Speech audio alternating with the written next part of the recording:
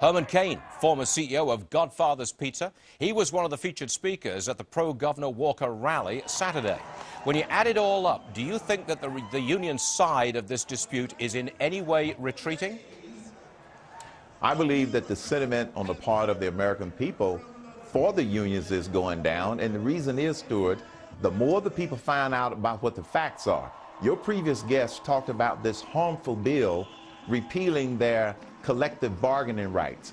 The fact is, what Governor Walker has proposed is that they do give up the right to collectively bargain for benefits, but not their wages. Why? Benefits represent on average 46% of their total package. Here's another fact, Stuart, that you don't hear a lot about.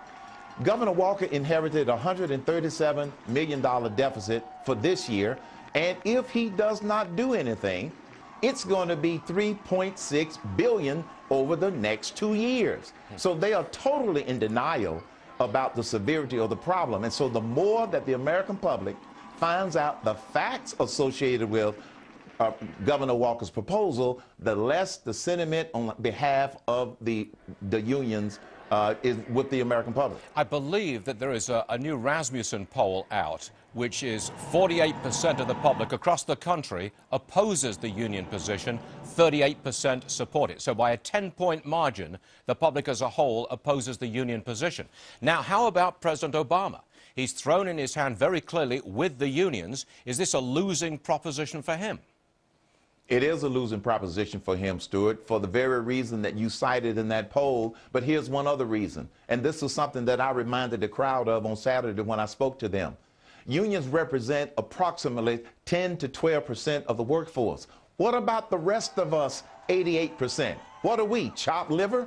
You know, all of the president's support going behind the unions, we've always known that he was very pro-union. But this is just blatant, favoring one group over another. And then the fact that it's desperation. Something has to be done. With union membership so far down and unionization so concentrated in the public sector, perhaps the feeling is that the president has to do something to support his union allies because they really are under pressure with this Walker bill in Wisconsin. Well, that is true, but I think that it is a bad political mistake on the part of the president.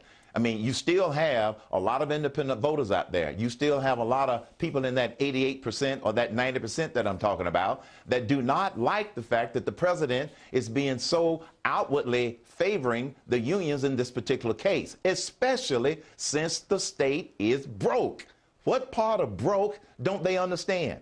This is what the American people are starting to wake up to. Herman Cain, thanks very much indeed. Appreciate you joining us again.